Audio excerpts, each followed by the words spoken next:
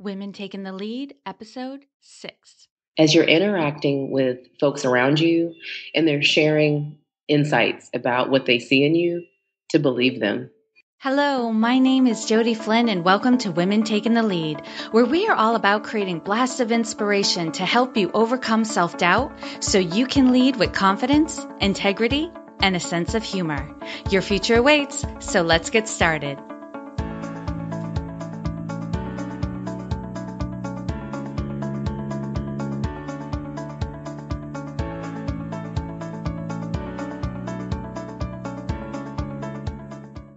Hello, everyone, and thank you for joining us today. I'm here with Dr. Mekel Harris, who is a licensed psychologist, serves as a professor, practitioner, and research throughout Los Angeles County. Her expertise lies in health psychology, assessment, and consultation for children with health conditions as well as their families. Throughout the past 5 years, she's presented at over 25 national and international conferences targeting pediatric health issues, including grief and loss. Personally, Dr. Harris experienced the death of her mother in December of 2012. Since then, she made it her mission to impact the lives of those journeying through the grief process. Dr. Mekel, that was just a teaser for our audience, so tell us more about you and where you came from. Thank you, Jody. I really appreciate this opportunity. Just want to start off by saying thank you for welcoming to your show. I am originally from Texas, and I love to start with that because I am a true native Texan, although I do reside in Los Angeles, California. So I've been in Los Angeles for almost 7 years now, and my transition was kind of quirky in the sense that I thought I was moving here for a year. And as it turns out, it's been 7, and I'm not really sure what the next step will be. But I've been really excited to be here and serve. As you mentioned, I work as a clinical psychologist with children, specifically children with chronic health conditions. And that was really the reason that I moved to LA, was to train in that particular area. I also work in private practice, serving that particular population as well as families, and then do some teaching within a clinical psychology program. So I carry many hats, but it's definitely not a boring life, and I enjoy every moment of it. Wow. Yeah. You clearly have had success in your life. You've branched out in a lot of different areas. You've taken some risks, and I bet you've gained a lot of confidence along the way. But take us back to a time when you were playing small and you may not have been aware of it at the time. Share with us a story and the lessons you learned from it. Yeah, I think that the process to becoming a psychologist involved graduate school, and I trained at the University of Houston.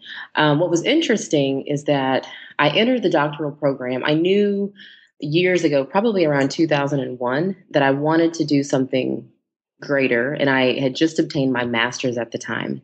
No one told me that after graduating with my master's that I would be unemployed for 7 months. And I think that was the beginning of this churning inside that I knew I wanted to go forward. I wasn't sure exactly where to go, but I knew that there was something more. So I entered the doctoral program, and, as you stated, I have experienced a lot of successes, but I think there's a difference in feeling successful kind of on the outside and feeling successful on the inside. And for me, even though I was doing a lot of things, even though I was doing well academically, and reaching out in different ways with different communities, I still did not feel inside that I was as successful as others described me as. And I would really describe that as my playing small. I distinctly remember a moment where I was sitting at a conference, and this was probably 3 years into my doctoral program. So I was really new. Did not yet have my graduate degree, my PhD. And I sat with a family, and they basically described how amazing my speech was and how much they learned and all these things. And I sat there listening, feeling as if they were talking about someone else. I would say that's definitely my playing small moment, where I realized that there was an absolute disconnect between the descriptions and how I felt inside. Mm. And how did that impact how you were going about your life at that time? Yeah, I think that what was happening, I was kind of participating along the status quo. In grad school, it's somewhat competitive, and you're wanting to do well and shine and look good for yourself and for your advisor and everyone around you. My parents were both very academically motivated, and so that was important for them as well as for me. But I think that what it led to was me kind of going through the motions and kind of almost getting stuck in kind of a routine way of living, but not really connecting with my passion. At that point, I had not yet identified, what I felt like my purpose was and what I felt like my passion was in terms of working with children and families. Mm. And what I'm hearing in that is when you're not connected with your success, the success you're having out in the world internally, then that can kind of take you off track. Like, Absolutely. Absolutely. And I think that there's a danger if you're not connecting with this outside success to continue to kind of get on the rat race, so to speak, of chasing it, but mm. not connecting with it. And I think that was definitely the case for me several years ago. Yeah, I think many women can relate to that feeling like you're living somebody else's dream and not your own because you haven't acknowledged how successful you are and what you're capable of, and there is that disconnect there. Mm-hmm. That's great. Now, share with us a time in your journey when you had a wake up call. Take us back to that moment and share with us the steps that you took that led to your success. So interestingly, growing up, my mom used to always describe me as a butterfly. And, as a kid, obviously I was connecting simply on a concrete level with, butterflies are out in the air and they fly. And she planted a seed very early on that I would be a writer. Now, interestingly, I really wasn't. The only thing that I wrote were academic papers and things that were required for school. So I would say that my moment where I realized, she was right, and I was finally able to connect with myself was when she died. My mom died in December 2012, and prior to her death, probably about a couple weeks before she died, we spent a lot of time together one on one. And in conversations with her, she reminded me of something that she had said many years ago about me kind of evolving into this butterfly. And we had this conversation around, what that meant, what it meant in terms of metamorphosis, what it meant in terms of growth and change, and what that would look like for me as a writer. So my mom died, and of course, following her death, it's been 2 years or going on 2.5 years now, and it's still a very rocky road.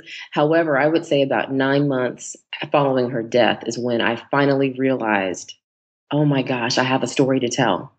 There's something inside of me that needs to be shared with other people. And I was able to connect this outside success that I had heard all along with, oh my gosh, it actually is inside of me. I believe it now. What was it that led up to that moment? What happened just before that? What was there a thought that occurred to you? I'm Mhm. really curious about what leads up to those moments where we go, they were right, or this is what I need to do. Yeah, I think for me, I had had a series. I know it sounds a little quirky, but I'd had a series of dreams where I saw myself on platforms. And as I looked out, I saw, I can't even count the number of people. And I think it was really a symbol of kind of my opportunities, my capabilities, and the things that I think that God almost wanted to bring out of me and bring out into the atmosphere. So I would say that that was probably the beginning.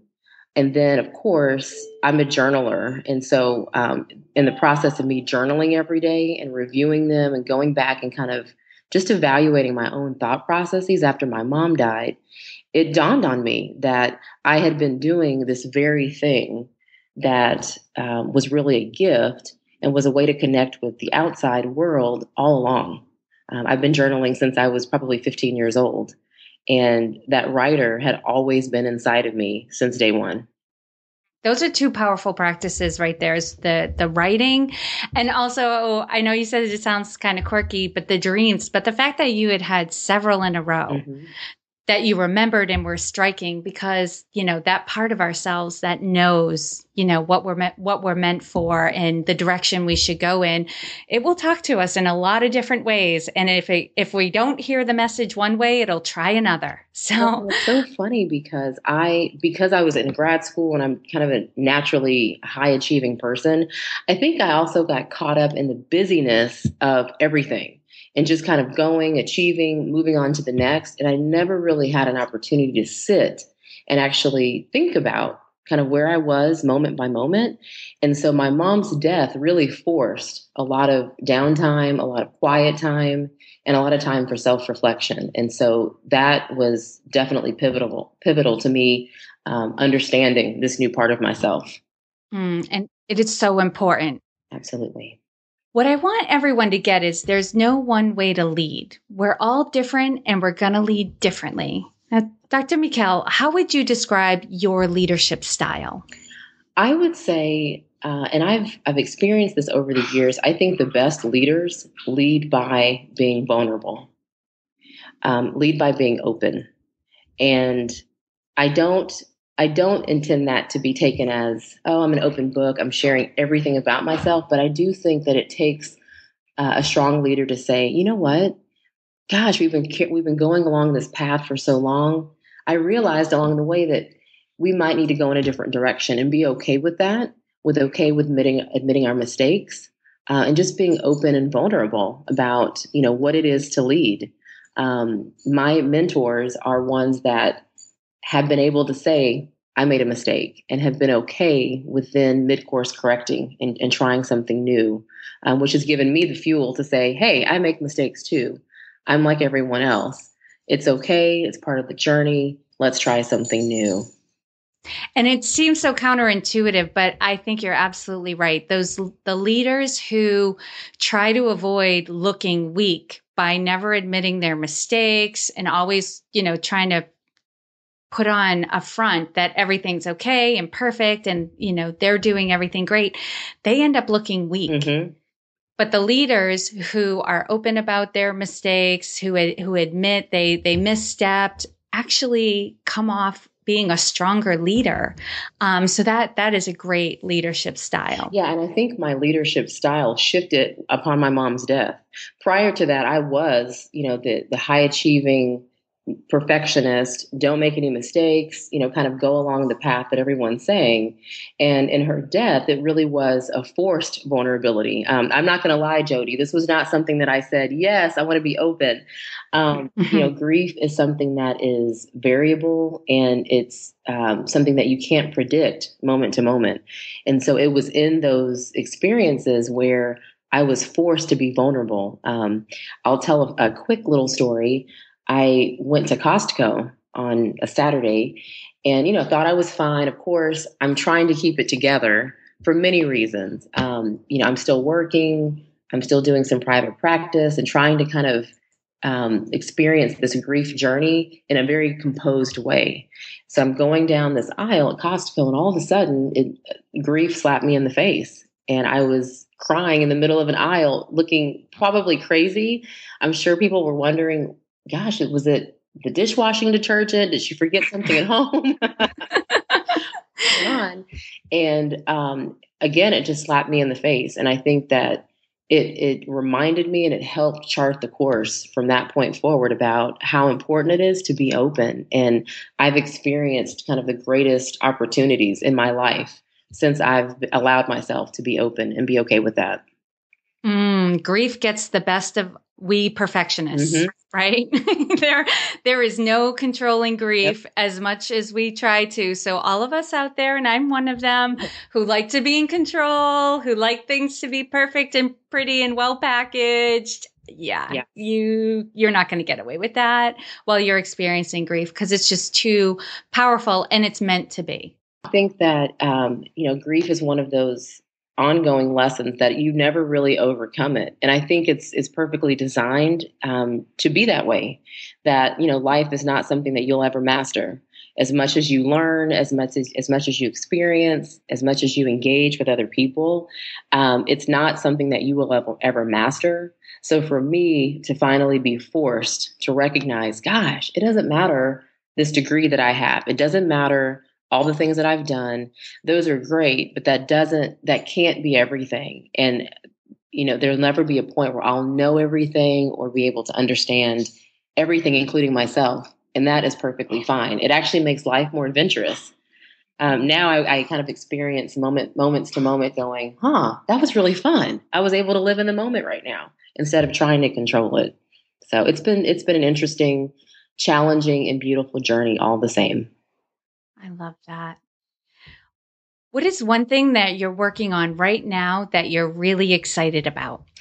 So, given the fact that my mom planted this seed many years ago and just the experiences I've had since she died, I made the decision. I would say I made the decision. It was impressed upon me through dreams and journaling and just the sense that I had inside of me to start working on a memoir. And so I'm actually in the process of charting this course of grief, spiritually, physically, emotionally, really with the message of wherever you are along your journey, whatever you're experiencing, it's okay. And we're all unique. So I just want to shed some light and give someone some inspiration about the fact that it's often in the most difficult, challenging, and dark times that the most beautiful things can come to light, much like a butterfly. So I give my mom so much credit because, again, she planted a seed as a kid. And here I am. I won't say my age, but here I am many years later, kind of realizing those things that she planted many years ago. Yeah, I think one thing I've learned for myself is I don't think I'll ever appreciate my mother for everything she's done for me because they're realizations I have as I get older about what a powerful force she was in my life, but I just wasn't aware, conscious, mature enough to recognize it. And I look forward to realizing it more and more as I get older, but there's always that little, a little bit of pain on the inside that I'm not a mother. I won't ever really know the relationship she had with me. I'll only know the relationship I had with her. But it's an incredible journey to be on. It absolutely is. And I work with a lot of children, and I'm also not a mother yet, but I do think that even in our day-to-day exchanges with folks and those intimate relationships that we have, that there's such power and beauty in being able to share nuggets, to plant seeds, to just really make changes in others' lives. And I think in that sense, while it's not exactly the same, there is an opportunity to kind of impart. And then if you have an opportunity just to stay connected with those folks, to see the other side and to see the impact that you've actually had, it's amazing when someone comes back and it's like, wow, I did that. And it was based on a 5-minute conversation that happened 5 years ago. That's what my mom did for me. In the 80s, there was something that she saw in me. And here we are in 2015, and her dream is really coming to light. So I just give her so much credit and thank God that she saw something in me at that time and was able to communicate that. Yes, I have to tell you this. At my chiropractor's office, they have a bookshelf there. And one day I had a little bit of time before my appointment, so I was perusing the bookshelf. And what jumped out at me was a book, and the title of the book was Mother is a Verb. Oh my gosh, I love that. That's so true. It was, It struck me to this point, like every now and again, I think mother is a verb, Yeah. mother is a verb. And it's a powerful message because it is true. We mother many people in our life. And when I say mother, I don't mean in a depreciating way, because I think sometimes people hear when you're mothering somebody, what they hear is smothering. It's not, so it's not smothering other people, but when you're giving guidance and encouragement and lifting up another person, that is the essence of mothering. Absolutely. And So that, I can say, I'll interact with people now, and they'll say, "Gosh, what was your mom like?" And I will describe, how she was in the past, and then I'll add, "What is she still like?" I think my mom continues to add to my life and continues to be active in shaping who I am, helping me understand myself, and really at moments where I'm having doubts about continuing on with the memoir and really being true to her memory, she's that voice that says, "Mekel, look, you're a butterfly, and you can do this. Keep writing, keep going, keep sharing." Because, like you said in the beginning, it really is our stories that impact others' lives. And so I just hope that I'm able to do justice as I share my story with others. that's so powerful. Okay, now I'm going to do a quick leadership roundup. Mm-hmm. So tell us, what is one practice that makes you a better leader? That is a great question. Gosh, there's so many things. Honestly, I would say, and again, I credit this for the past 2 years of life, is being silent. I think that it's counterintuitive, but I think that sometimes the best leadership quality is to be able to sit back and appreciate others' perspectives. Even though you may have something to add, even though you may have a different way of looking at a situation, to really allow other people to have a voice.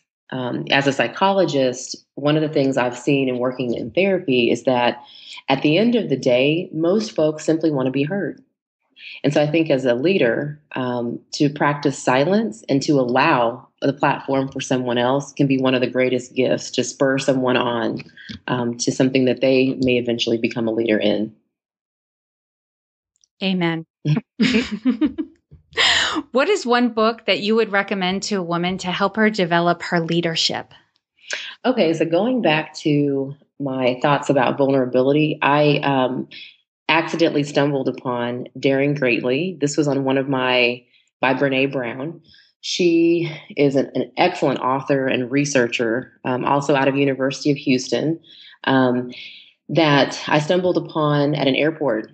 I was traveling to DC, and I was in one of those dark moments throughout my grief process. And I thought, gosh, I need something to make me feel somewhat alive. And I saw this book, and honestly, it wasn't the title of the book, it was the color. It was literally the book jacket that drew me to it. So I picked it up, got on the plane, and I just knew that it was for me. Her book really talks about how to be vulnerable and how, in being vulnerable, that transforms not only the way you live, but also the way you encourage others around you to live. So I think that alone is such a powerful tool that women can utilize to become stronger leaders. What is your favorite healthy food? I I love protein shakes. I am a runner. Well, I say that I'm a runner. I've done a couple of marathons and half marathons. So I think, I think we can call you a runner. and one of the best treats that I experience throughout the day is just a healthy protein shake with a little bit of bananas, strawberries, and mango. That's my favorite combination. So I never tire of drinking them. And as soon as we get off of our call, that's exactly where I'm headed, is to get a protein shake and just refuel for the day. I've got mine are waiting for me in the fridge. Yeah. Oh, it's so wonderful and so refreshing no matter what time of the day it is. It sure is. Okay, knowing what you know now, if given a chance to go back and do anything differently, what would you change? Ooh, gosh, what wouldn't I change? Oh, there's so many things, Jody. Um, I would say, as you're interacting with folks around you and they're sharing insights about what they see in you, to believe them.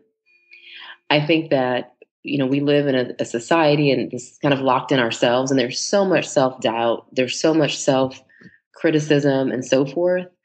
But to really be able to trust those around you who you love and who you trust, who are sharing something that they see, to really, really own that. I think that if I had owned what my mom said about me and others had said about me as a child, I think that would have led me to interact in grad school differently, because I would have known that as others were saying, gosh, great job, I would have believed it.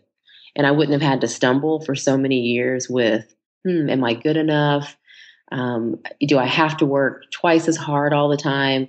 Just really owning that, yes, I do have something to offer this world. I do have a gift, and I'm going to operate according to that gift as best as I can. So yeah, just believing what others say. I have to underscore that.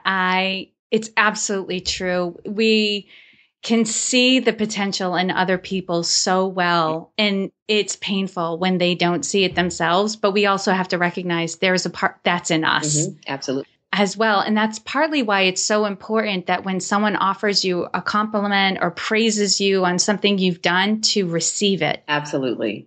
Receive it with open arms, unequivocally, unashamedly. I think that our society also is one where we feel as if we say thank you toward the compliment, we're being arrogant or narcissistic or too self-involved. And I do think that that can occur. At the same time, what's wrong with someone saying, gosh, Jody, I love the way that you communicate, and you saying, thank you, and just owning and believing the gift that God has given you. I think that to own those gifts is powerful. And as you own them and you use them, and you continue to receive that reinforcement that, yes, this is your gift, it only helps to reinforce you, which only helps you to share it even more. And that's why I believe that we were put on this earth, is to share gifts. You are full of yummy goodness. Oh. But before we say goodbye to you, share with us a success quote or a mantra that's important to you and why it has meaning for you. There are so many. Okay, so I told you that I'm a journaler, and I'm also a quote freak. I am constantly on the lookout for awesome quotes and things to kind of remind myself of where I am and who I am. But I would say that my all-time favorite is, without change, there would be no butterflies. And I think for me, what that has meant, change is something that we don't easily embrace. However, without change, there can be no butterflies. And butterflies, in my opinion, are some of the most beautiful creatures on this earth. And so we've got to embrace the change in order to get to the beauty. And in my story, change has meant devastation and loss and suffering. Yet, on the outside of that, while it's still a process, I can honestly say that without change, I would not be the butterfly that I'm kind of growing into and am at this point. So that would be my life kind of quote if I had to pick one. I love that. Lastly, what is the best way for our listeners to connect with you? All right. So as I mentioned before, I'm a clinical psychology professor at the Chicago School of Professional Psychology within the clinical psychology program. So my email, I have a couple. If you want to reach me at our school location, it's Mekel, Mekel, Harris, Harris, at thechicagoschool.edu. If you'd like to get a hold of me just personally or to talk about something unrelated to my academic endeavors, you can reach me at Dr. Mekel Harris, all lowercase, at gmail.com. And I can also be reached by phone, 213-615-7257. Twitter handle is at Dr. Mekel, capital Dr, capital Mekel. Awesome. And we'll have all of the links in the show notes page. So for those of you who are driving, do not cause an accident. It is all there waiting for you at womentakingthelead.com. And Dr. Mekel, I will be reaching out to you for the recipe of your protein shake. I think I would also like that in the show notes as well. Oh my God, so delicious. So good. I also wanted to add, I'll be over the next couple of months, we'll be adding information in my tweets and in my email regarding my upcoming memoir. The title is Relaxing into the Pain, My Journey into Grief and Beyond. And I'm excited for publication in early summer. So please be on the lookout for that. I look forward to sharing my story with you. Awesome. Dr. Mekel, thank you so much for taking the time to inspire and enlighten us. We're all better for having met you. Thank you so much, Jody. I just appreciate the time that you've carved out and just for creating a space for me to be able to share. So thank you. I hope Dr. Mekel fed your soul as much as she did mine. And you can find all the resources mentioned in this episode at womentakingthelead.com. Or if you love efficiency like I do, you can enter womentl.com and you'll find her in the podcast tab. And if you have a few moments and you're at your computer, or at least not driving, if you could head on over to iTunes and leave a rating and review for Women Taking the Lead, I would appreciate it. It gives me insight into what you like and would like to see more of in the show, and it also enables others to find the show more easily. Thank you all for joining me on Women Taking the Lead. And to strengthen you on your own leadership journey, I'd like to send you off with a quote from Marianne Williamson, so here goes. Our deepest fear is not that we are inadequate. Our deepest fear is that we are powerful beyond measure. It is our light, not our darkness, that most frightens us. We ask ourselves, who am I to be brilliant, gorgeous, talented, fabulous? Actually, who are you not to be? You are a child of God. Your playing small does not serve the world. There is nothing enlightened about shrinking so that other people won't feel insecure around you. We are all meant to shine as children do. We were born to make manifest the glory of God that is within us. It's not just in some of us, it's in everyone. And as we let our own light shine, we unconsciously give other people permission to do the same. As we are liberated from our own fear, our presence automatically liberates others. Again, thank you for joining me, and here's to your success.